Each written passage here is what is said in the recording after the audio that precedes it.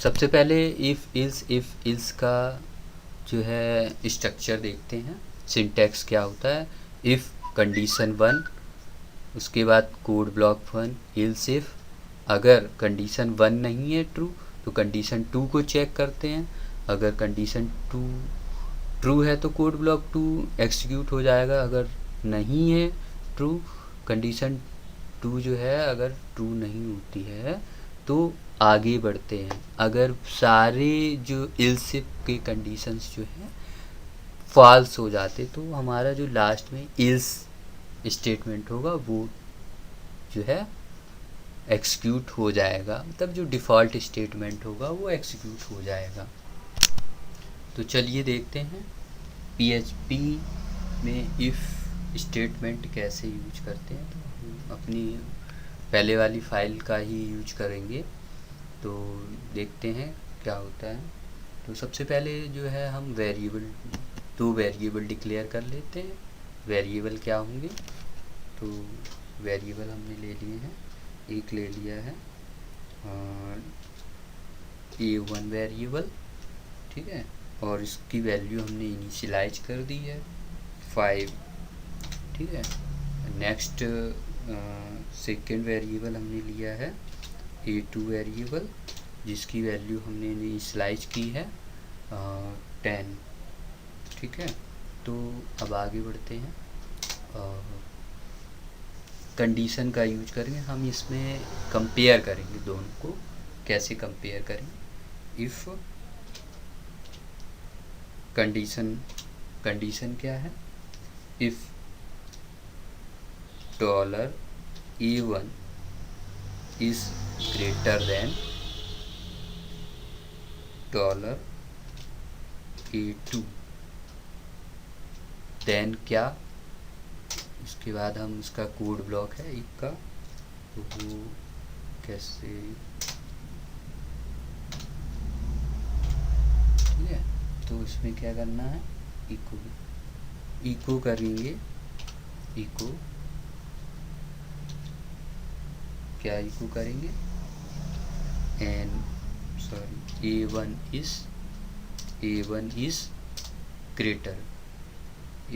greater, ठीक है। तो ये जो है हमारा A1 is greater, और इसको हमने क्लोज कर दिया सेमीकोलन, ठीक है। तो अगर हम इसको टेस्ट करेंगे, चलते हैं इसको सेव करते हैं पहले, फिर इसको रन कराते हैं। तो रन कराने के लिए हम ब्राउज़र पे जाएंगे, और ब्राउज़र पे उसका पूरा नाम देंगे, फाइल का नाम था php_tut, ठीक है।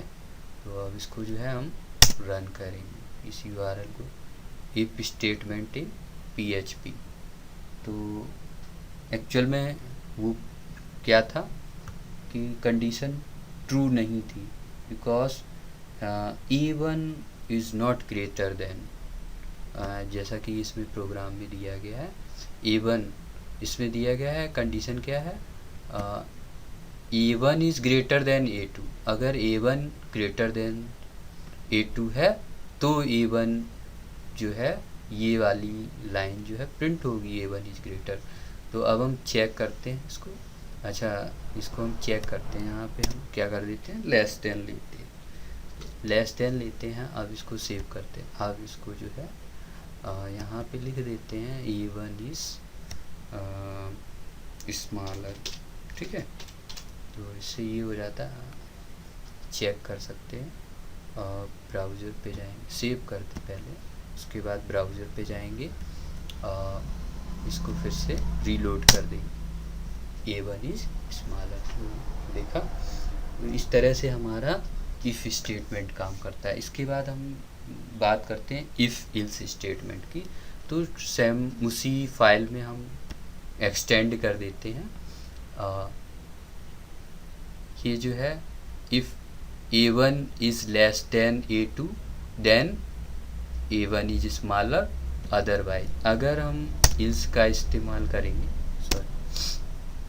इल्स का इस्तेमाल करेंगे, तो यहाँ पे इफ के बाद हम इल्स लगाएं, इल्स, और फिर वही हाँ,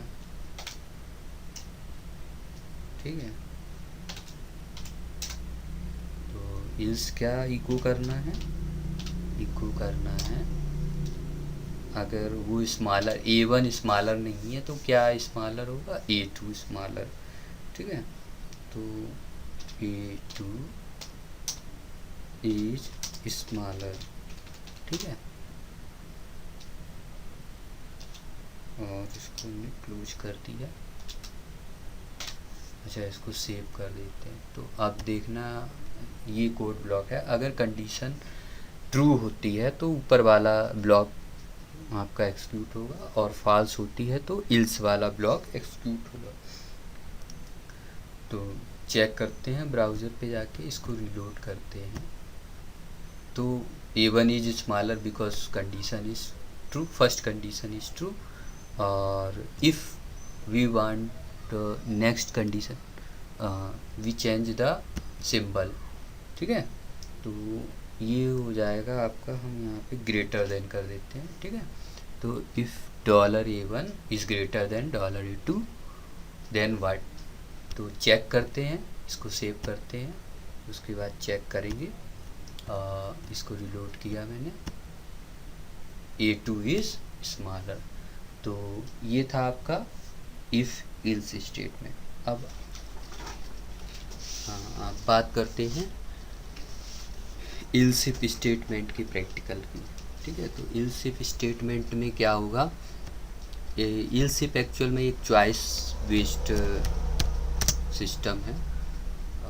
इसमें क्या होता है कि हमें कोई नंबर इनपुट करते हैं या फिर कोई भी चॉइस, मतलब मल्टीपल कंडीशंस होती हैं, उनमें से कोई एक कंडीशन ट्रू होती है।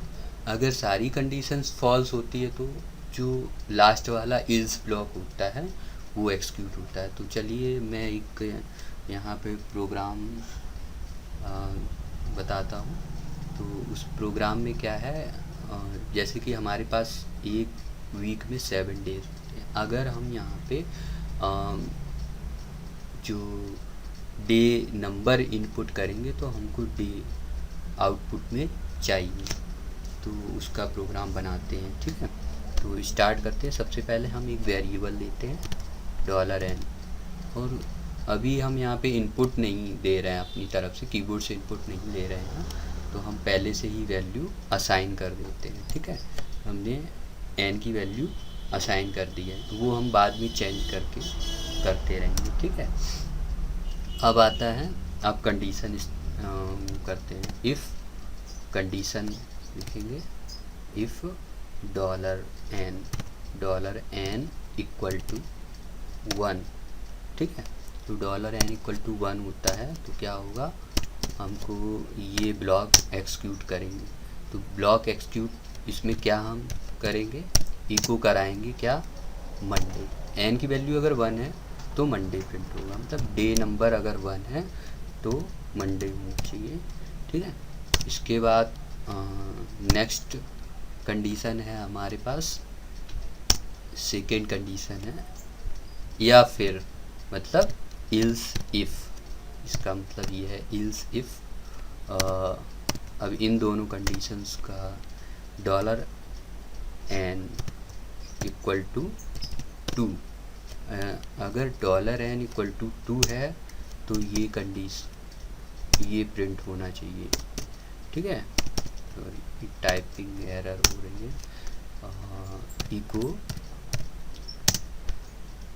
इन्वर्टेड कॉमा में ट्यूसडे, TUSDA, ठीक है। तो ये हो गया आपका सेकेंड कंडीशन। थर्ड कंडीशन क्या होगी, third condition again else if $n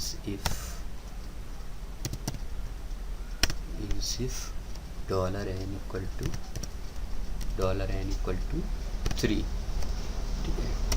इस तरह से नेक्स्ट इसमें हम क्या करेंगे, अगर $n इक्वल टू 3 है तो क्या इको होना चाहिए, तो इको होना चाहिए वेडनेसडे, है ना, वेडनेसडे। इसके बाद ये तो हो गया Wednesday, third condition, I mean 3 condition हो चुकी है। इसके बाद आता है फिर से again else if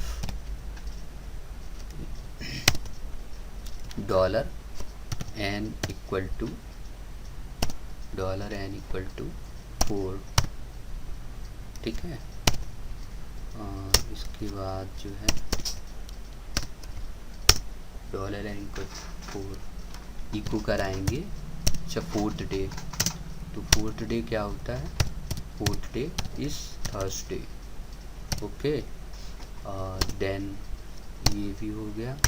next condition else if $n equal to 5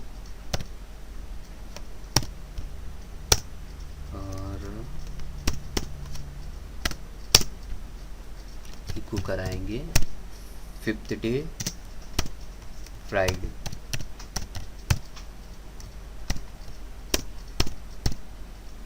Friday, next condition है else if $n equal to 6, then this condition क्या प्रिंट कराएंगे, echo Saturday,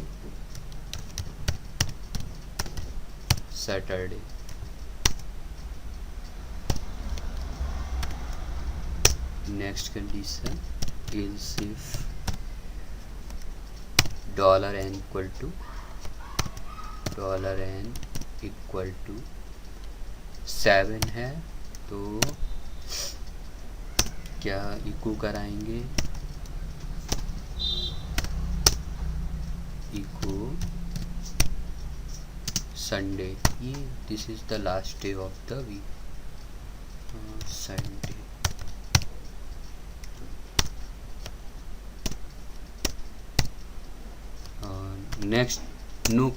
next condition, there are only 7 condition, and then if अगर जो है इन 7 condition के अलावा या इन 7 numbers के अलावा अगर हम कोई और नंबर लेते तो वो इनवैलिड हो, क्योंकि वीक में तो 7 दिन ही होते हैं, तो उस जो इनवैलिड होगा उसको हम इल्स में जो इसलिए इसको हम बोलते हैं डिफ़ॉल्ट स्टेटमेंट।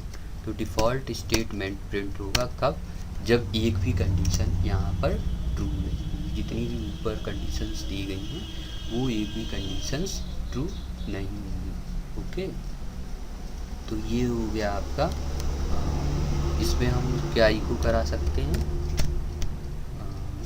ये लिख सकते हैं कि डे नंबर इज़ इनवैलिड, है ना, डे नंबर इज़ इनवैलिड, ठीक है। तो इस हिसाब से डे नंबर इज़ इनवैलिड हो गया, और इसको हम जो है इको करा देंगे। अच्छा, ये कंप्लीट हो गया। अब इसको हम रन करा के देखते, पहले इसको सेव करेंगे, और मेरा जेम सर्वर पहले से ही ओपन है, ठीक है। तो उसको कंट्रोल पैनल को चेक करके देख सकते हैं, यहाँ ये अपाचे भी चल रहा है, MySQL भी चल रहा है। तो अभी तो केवल हम सर्वर का यूज़ कर रहे हैं अपाचे का, ठीक है। तो इसको जो है छोड़ते हैं।